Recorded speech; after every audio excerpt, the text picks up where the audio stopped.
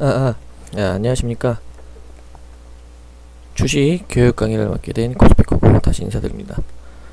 오늘은 재무상태표와 용어설명 2 비교유동자산 자산총계에 대해서 알려드리도록 하겠습니다.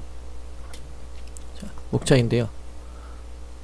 6단계로 나눠볼 수 있겠는데 비유동자산, 투자자산, 유형자산, 무형자산, 기타 비유동자산 자산총계 이렇게 알아보도록 하겠습니다. 자, 비유동자산입니다. 비유동자산은 유동자산에 대응되는 항목으로 유동자산이 1년 이내에 현금화가 될 자산이고 비유동자산은 1년 이후에 현금화될 자산을 말합니다. 크게 투자자산, 유형자산, 무형자산, 기타 비유동자산 이렇게 4가지로 나눌 수가 있겠습니다. 비유동자산의 세부적인 항목을 살펴보면 수익 창출의 핵심 수단이라는 것을 알 수가 있는데요. 유형자산 같은 경우에는 토지, 건물, 기계장치 등을 말하고, 무형자산은 영업권, 특허권 이런 것들을 말하기 때문에 기업들이 수익을 내는데 필요한 것들을 모아놓은 것들, 이익을 위한 것들을 모아놓은 자산들을 말하기 때문에 수익 창출의 핵심 수단인 것을 이해할 수 있습니다. 자, 투자자산입니다. 투자자산은 기업의 주력 사업이 아닌 부수적인 기업 활동을 위한 자산으로 1년 이상의 기간 동안 보유할 것으로 예상되는 자산을 말합니다. 대표적인 예로 장기 금융 상품, 매도 가능 증권, 만기 보유 증권, 지분법 적용 투자 주식 이런 것들이 있는데요. 대표적인 것으로 재테크와 경영지배를 들 수가 있습니다. 재테크 같은 경우에는 시세 차익, 금융상품, 주식, 채권, 부동산 이런 것에 투자해 갖고 시세 차익을 노리는 것을 말하고요. 경영권 지배, 경영지배 같은 경우에는 특정 회사의 주식을 20% 이상 취득해서 경영권을 지배한 후에 그 회사의 수익을 공유하는 것을 말합니다. 투자자산 같은 경우에 기업 본연 활동이 아닌 부수적인 활동을 위한 자산이기 때문에 중요하지 않다고 생각할 수 있는데요. 세계에서 가장 유명한 기업 중에 하나인 워렌 버핏의 버크셔 해서웨이, 혹시 들어보셨는지 모르겠는데 대표님이 자주 말씀하시죠. 버크셔 해서웨이. 원래 이 회사는 본업이 섬유제조인데 이 투자자산을 통해 가지고 다른 좋은 기업들을 사들여 가지고 경영 지배를 활용했습니다. 그래서 지금 보면은 50개가 넘는 자회사를 가지고 있고요. 그 가치들을 인정받아 가지고 시가총액이 어마어마합니다. 그렇기 때문에 투자자산도 투자자에게 되게 매력적인 투자 기회를 줄 수가 있습니다. 다음 유형자산입니다. 유형자산은 영업활동을 지원하기 위한 자산으로 실체가 있다는 점에서 무형자산과 구분이 되고,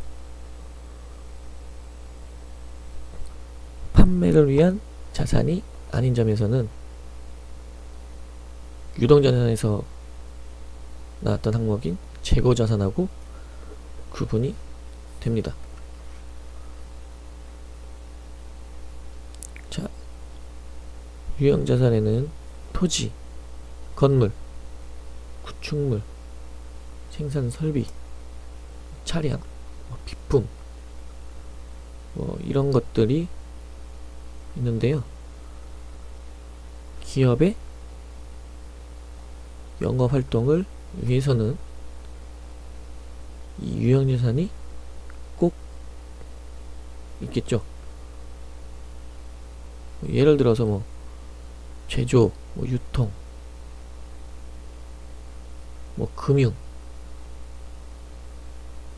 서비스, 이런 것들 업종을 구분할 수 있는데, 여기에는 공장, 기계, 물류센터, 영업 지점, 이런 것들이 필요한데, 이런 것들이 바로 유형자산에 속합니다. 하다못해 사무실에 쓰이는 A4 용지 한 장, 이런 것도 유형자산이겠죠. 근데 여기서 구분할 필요가 있는 게 있는데요. 부동산, 예를 들어서 부동산업의 경우에 가지고 있는 땅,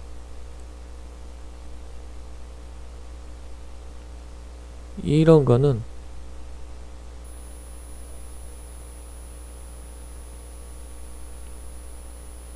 유형자산에 속하는 게 아니겠죠. 재고자산으로 들어가겠죠. 이런 거는 구분이 되는 것입니다.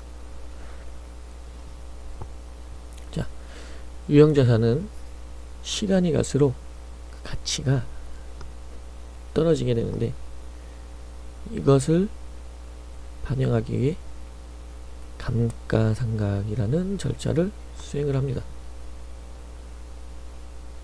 이 감가상각이란 거는 당연하겠죠. 새 거보다는 중고가 더 싸죠. 그 떨어진 가격만큼이 바로 감가상각, 그거라고 볼 수 있는데요.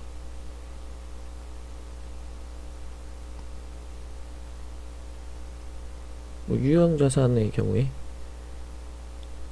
재투자를 많이 하는 기업이 있을 거고, 적게 하는 기업이 있을 겁니다. 근데 이제 재투자를 많이 하지 않는 기업은 유형자산의 비중이 계속 낮아지겠죠. 감가상각에 의해서 가치가 하락을 하니까. 근데 지속적으로 재투자가 필요한 기업은 비중이 유지가 되거나 바로 증가하거나 이렇게 될 것입니다.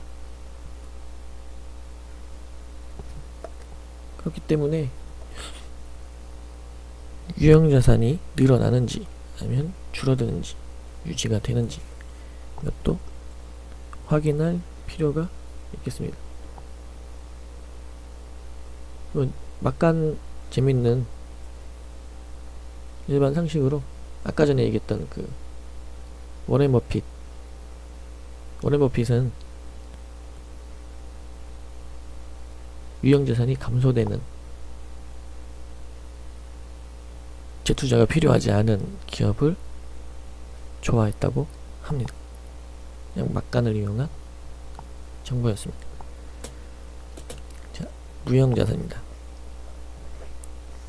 무형자산은 형체가 없고 수년 이상의 경제적 이득을 가져갈 수 있는 자산을 말합니다. 영업권, 산업재산권, 개발비 등이 있다고 볼 수 있습니다. 이 중에서 개발비는 R&D, 기업 내부에서 창출된 무형자산을 말합니다. 영업권은 다른 기업을 인수합병할 때 인수 가격하고 비인수 기업의 공정가액 간의 차이를 말합니다. 예를 들어서 그 비인수 기업이 뭐 10억에 이 영업권을 팔겠다, 이 가치를 팔겠다라고 했는데, 제가 이거는 10억 이상의 가치가 있겠다 라고 생각을 했을 때 11억 이렇게 주고 사오면은 여기서 영업권은 1억이 되겠죠. 같은 예라기보다는 비슷한 예로, 제가 별로 좋아하진 않는데 상가 들어갈 때 뭐 권리금이 있죠. 어떻게 보면은 그것도 공식적으로는 뭐 나타나진 않는데 웃돈을 주고 들어가는 거잖아요. 뭐 영업권도 완전 똑같진 않아도 그렇게 보면은 이해가 좀 쉬울 것 같습니다.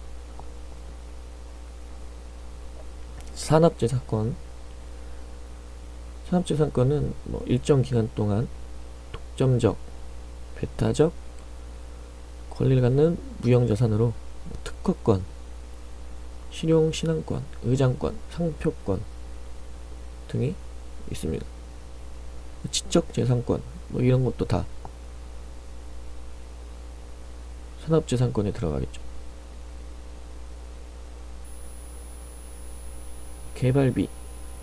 개발비는 제품 사용 및 판매의 실현 가능성, 구체적인 미래 수익 창출 계획 조건에 부합하는 항목입니다. 개발비가 없는 기업 같은 경우에는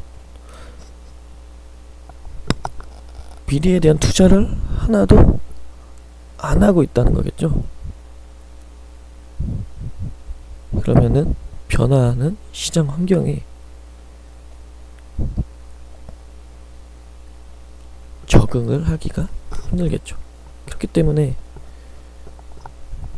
꼭 살펴보셔야 될 항목 중에 하나입니다. 자, 무형자산은 액수가 크면 그것을 잘 살펴볼 필요가 있겠는데요. 왜냐하면 이 무형자산이 꼭 경제적인 이득을 가져다 줄 것으로 예상이 되는 것이지 장담은 못하는 것이기 때문입니다. 예를 들어 만약에 R&D를 통해 가지고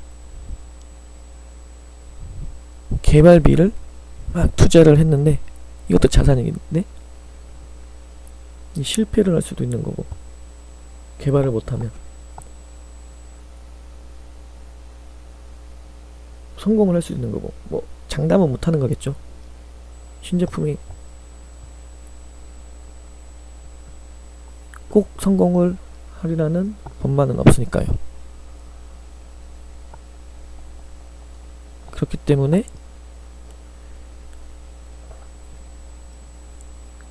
이게 무형자산 항목이 수익으로 보답될 것인지는 자세하게 따져보아야 합니다. 근데 또 여기서 살펴볼 게, 재무상태표 수치에 반영되지 않는 무형자산이 있는데 바로 브랜드 브랜드 가치인데, 삼성의 브랜드 가치, 뭐 애플의 브랜드 가치, 이런 것들도 어마어마하죠. 근데 이거는 무형자산에 반영이 안 되어 있습니다.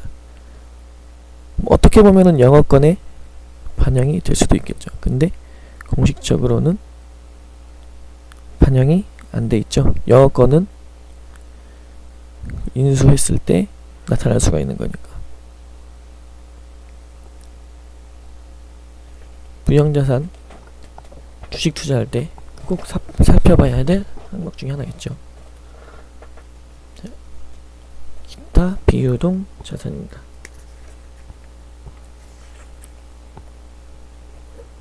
기타 비유동 자산은 1년 이후 현금화가 될 자산 중 투자, 유형자산, 그리고 무형자산에 속하지 않는 자산들을 모아놓은 항목입니다.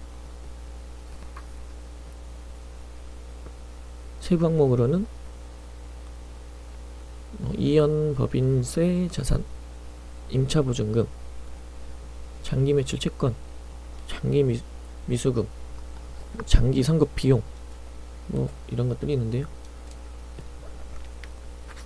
이연법인세 자산이란 세무상, 결손금 등의 이유로 미래에 경감될 법인세 부담액을 말하는 것이고요.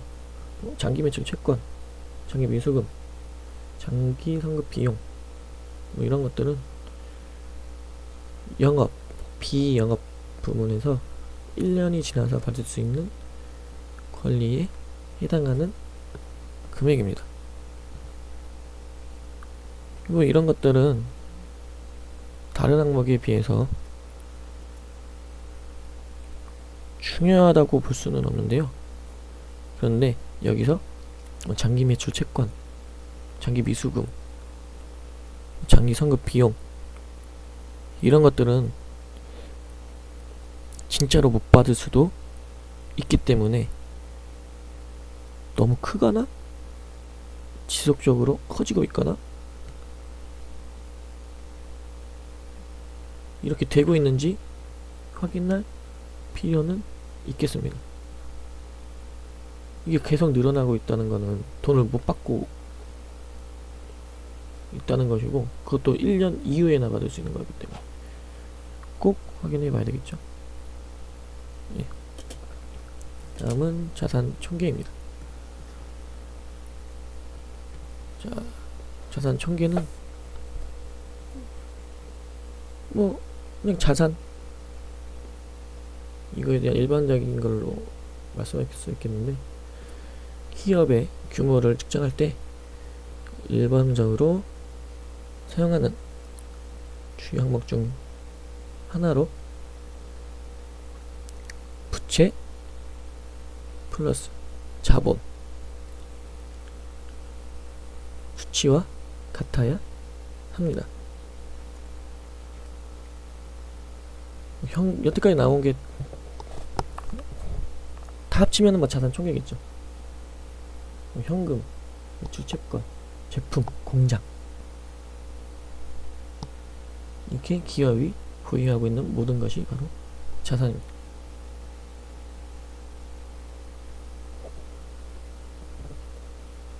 그렇기 때문에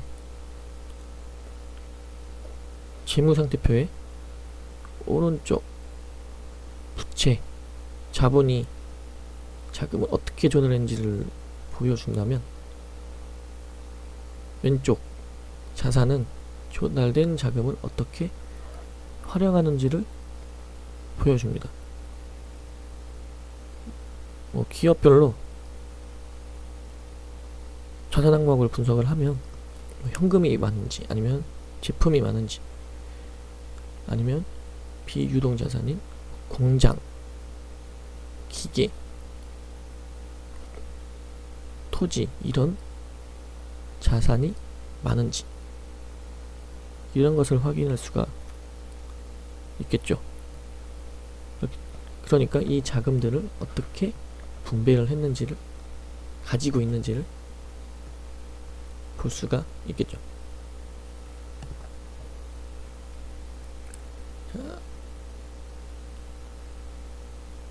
자산 총계, 자산을 통해 기업 활동의 원천을 파악할 수 있습니다.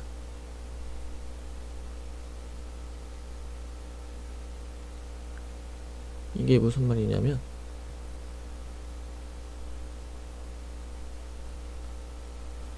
바로 제가 여태까지 설명한 거랑 설명한 게 바로 이 말이죠.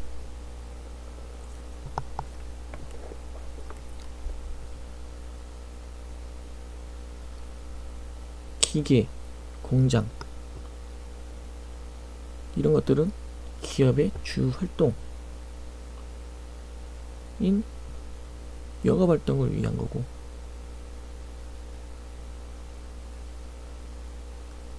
그 다음에 유동자산, 뭐 현금 이런 것도 기업 활동을 통해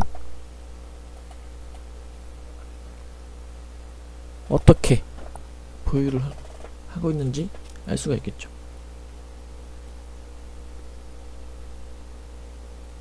그렇기 때문에 자산은, 총 자산 항목들은 바로 돈을 벌기 위한 기업 활동 자원 전체이고, 총 자산 금액은 기업 활동 자원의 총액입니다.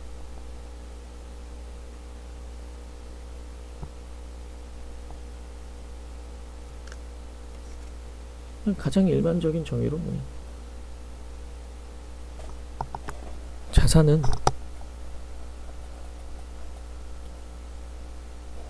돈이 어떻게 돌고 있는지 이거를 볼 수 있는 항목들이겠죠.